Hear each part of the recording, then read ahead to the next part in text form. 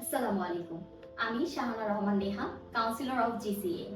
আজকে নিয়ে এসেছি another success story, Canada LMIA work permit. আজকে আমাদের সাথে উপস্থিত রয়েছেন মিস্টার মাহমুদ, দ্য ক্যাফেরিও এক্সিকিউটিভ ডিরেক্টর, এবং তার মিসেস। স্যার, অভিনন্দন আপনাকে জিসিএ এর পক্ষ থেকে। এই হচ্ছে কানাডার এলএমআইএ approved work permit visa. Sir, congratulation sir. Sir, এখন আপনি আপনার এক্সপেরিয়েন্সটা শেয়ার করুন। জিসিএস সাথে আপনার জার্নিটা কেমন ছিল? সর্বপ্রথম পরম করুণাময় আল্লাহ তাআলার রহমত আমার এই বিষয়টা হওয়ার ক্ষেত্রে। সেকেন্ড অপশন হচ্ছে, আমি অনেক জায়গায় দেখছি অ্যাজ ইউজুয়াল আমার অনেক বন্ধুরা এরকম অনেক জায়গায় প্রতারিত হয়েছে। আর কানাডা মানে সবার একটা নজর থাকে, কানাডা, আমেরিকা, হ্যাঁ, বাইরের দেশগুলোতে বিশেষ করে যে সকল জায়গায় সুযোগ সুবিধা বেশি সেখানে সবাই যেতে চায়। তো রিসেন্টলি আমার হঠাৎ করেই আমার এই জিসিএ আমার পরিচিত হইলো। তো পরিচিত হওয়ার পরে আমি দেখলাম এখানে একজন ভালো স্মার্ট একজন লোক আছে, যার সাথে কথা বলে অনেক ভালো লাগছে। তো ভাই সম্বোধন করি, বড় ভাই হিসেবে বললাম যে ভাই আমার কি যাওয়া পসিবল কিনা। তো বড় ভাই বললো, ভাই আপনার সবকিছু প্রোফাইল টোফাইল আমি দেখবো, দেন যদি আপনি অ্যাকুরেট হয়, সবকিছু ঠিকঠাক যদি থাকে তো আমি চেষ্টা করে দেখতে পারি, বাট হবে কিনা এটা বলতে পারতেছি না। তবে আপনার উপরে নির্ভর, উপরওয়ালা যদি থাকে আমি সহায়, ইনশাল্লাহ আমি চেষ্টা করব। তো পরবর্তীতে উনি প্রথমে একটা অফার লেটার যেভাবে হোক প্রসেস করে দিল। আমি একটু কনফিউশন ছিলাম, আমি যোগাযোগ করলাম সাইটে অনেক জায়গায়, বললো যে না ঠিক আছে, এটা এইভাবে আনাটা মানে ইম্পসিবল না, আবার যে পারে সে পারে। ভাইয়া তো এখানে থাকে না, যদিও মাঝে মধ্যে আসে, মাঝে মধ্যে আবার চলে যায়।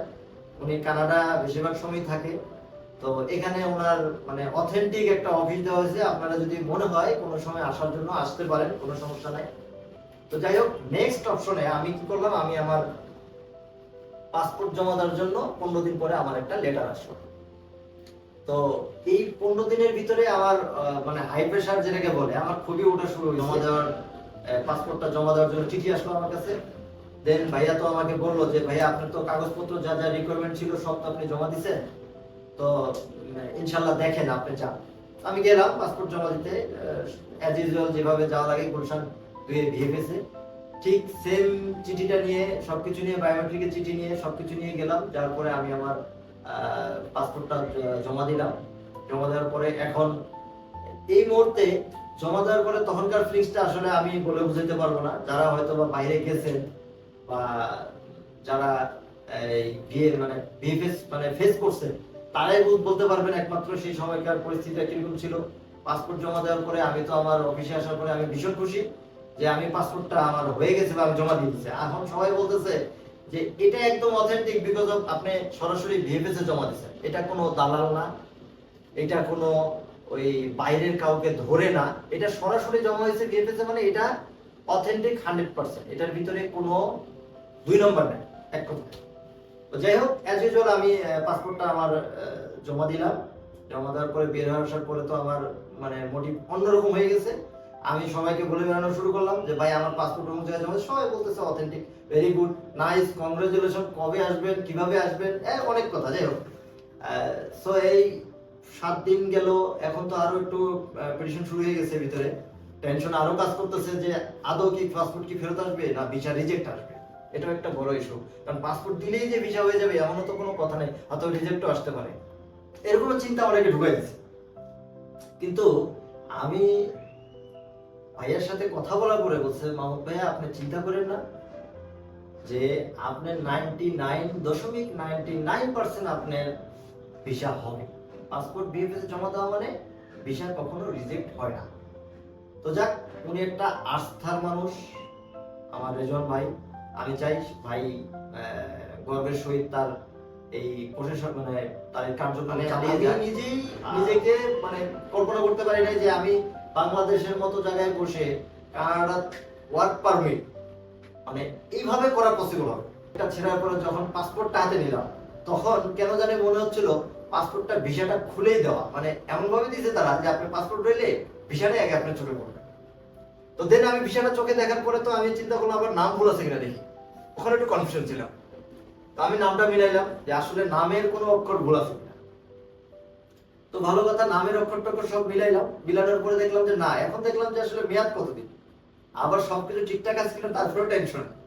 তো যাই হোক, আমি সবকিছু দেখলাম, অ্যাজ ইউজুয়াল দেখার পরে মনে হলো যে না, ওকে ফাইন। এখন আমার সাথে যে দুজন ছিল তারা আমাকে স্বাগতম জানাইলো এবং আমার কাছে এই রেজন ভাইয়ের নাম্বার প্লাস হচ্ছে অনেক কিছু চাইলো, যে আপনি কোথা থেকে করছেন। একজন ব্রিগেডিয়ার জেনারেল ছিল, উনিও আমার কাছে করলো, নক করলো। আমার খুবই ভালো লাগলো যে যাক, আমি আবার আমার কার্ডটা দিয়ে আসছি এবং পাশাপাশি রেজন ভাই তো এখানে থাকে না, বলেও আসছি যে উনি সবসময় বেশিরভাগ সময় কানাডা থাকে, ওনার অফিস আছে বাংলাদেশে, উনি ওখান থেকে এখানে কাজ করে এবং আসা যাওয়ার মধ্যেই থাকে যদিও। তো যাই হোক, পাসপোর্টটা নিয়ে আমি নিচে নামলাম।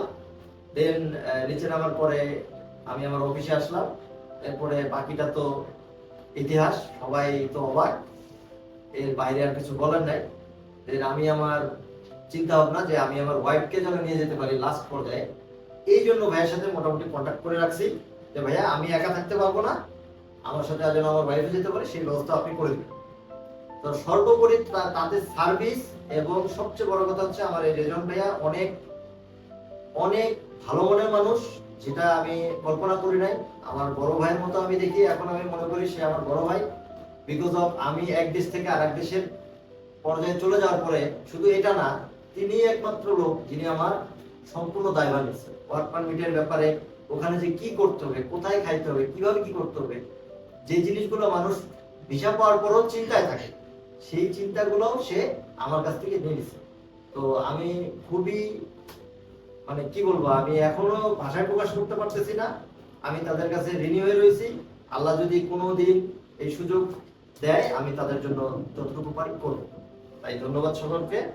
আপনারা চেষ্টা করবেন ভাইয়ের সাথে যেন এসে যোগাযোগ করে অন্তত আপনাদের ভিসাটা পেতে পারেন। স্যার অসংখ্য ধন্যবাদ। জিসি এর সাথে আপনার জার্নিটা খুবই সুন্দর ছিল, আর আপনার জন্য রইল জিসি এর পক্ষ থেকে শুভকামনা। আপনাকে ধন্যবাদ। শুভেচ্ছা জিসিআই ঢাকা অফিস এর পক্ষ থেকে।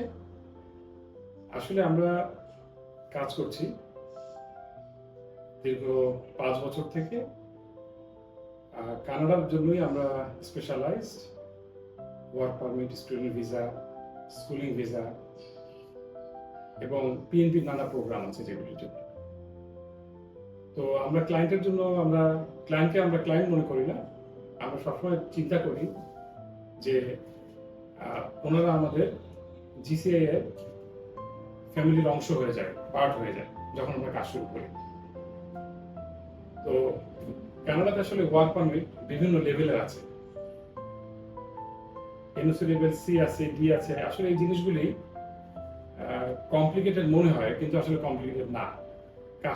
কাজটা যদি জানা যায় এবং আপনার যদি প্রপার কানেকশন থাকে, যে কোম্পানিতে যাবে তাদের যদি রিকোয়ারমেন্ট থাকে এবং যিনি যাবেন তার যদি কোয়ালিফিকেশন থাকে এবং আপনি যদি প্রেজেন্ট করতে পারেন,